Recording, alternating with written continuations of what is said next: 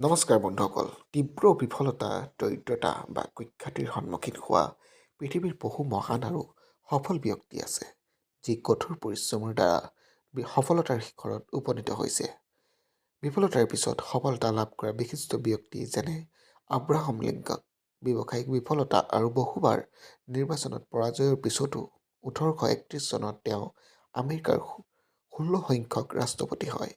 Albert Einstein সৰুতে তেওঁ কথা কোৱাত সমস্যাৰ সৃষ্টি হোৱাৰ লগতে স্নাতক হোৱাৰ পিছত 2 বছৰ নিবনুৱা হৈ থকাৰ পিছতো তেওঁ বিশ্বৰ অন্যতম শ্ৰেষ্ঠ বিজ্ঞানী হিচাপে পৰিগণিত হ'ল। ৱাল্ট ডিজনী কল্পনা কৰিব পৰা ক্ষমতা কম বুলি বাতৰি কাকতৰ পৰা বৰ্খাস্ত হোৱাৰ পিছত আৰু দেউলীয়া হোৱাৰ সন্মুখীন হোৱাৰ পিছত তেওঁ ডিজনী সাম্ৰাজ্য গঢ়ি তুলিছিল। বিল গেটছ তেওঁৰ প্ৰথম কোম্পানী টাটা বিফল হৈছিল যদিও পিছলৈ তেওঁ মাইক্ৰছফ্টৰ সৈতে অপৰিসীম সফলতা লাভ কৰিছিল। জে.কে. ৰাউলিং হেৰী পটাৰ প্ৰকাশৰ পূৰ্বে তেওঁ আছিল অতি দৰিদ্ৰতাত জীৱন কটোৱা এগৰাকী অকলশৰীয়া মাতৃ। থমাছ এডিছন লাইট বাল্ব আৱিষ্কাৰ কৰাৰ আগতে তেওঁ হাজাৰ হাজাৰ বাৰ বিফল হৈছিল। ৰতন টাটা কেৰিয়াৰৰ আৰম্ভণিতে পৰিচালনা পৰ্যায়ত বিপৰ্যয়ৰ সন্মুখীন হোৱাৰ পিছতো তেওঁ টাটা গ্ৰুপলৈ আন্তঃৰাষ্ট্ৰীয় স্বীকৃতি কঢ়িয়াই আনিছিল।